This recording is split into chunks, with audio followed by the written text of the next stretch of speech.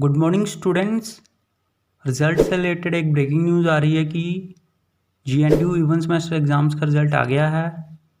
तो जिन जिन क्लासेस का रिज़ल्ट आया है वो हैं MSc apparel and textiles 4th semester,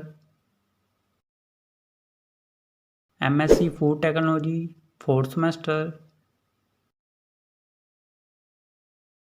MSc botany 5 years integrated programme 2nd semester.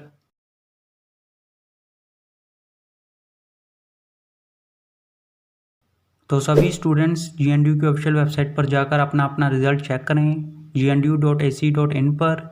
All the best सभी स्टूडेंट्स को। उम्मीद है कि आप सबका रिज़ल्ट बहुत ही अच्छा आया होगा और सभी स्टूडेंट्स पास होंगे। तो जैसे ही किसी और क्लास का या फिर किसी सेमेस्टर का रिज़ल्ट आता है तो हम आपको बता देंगे।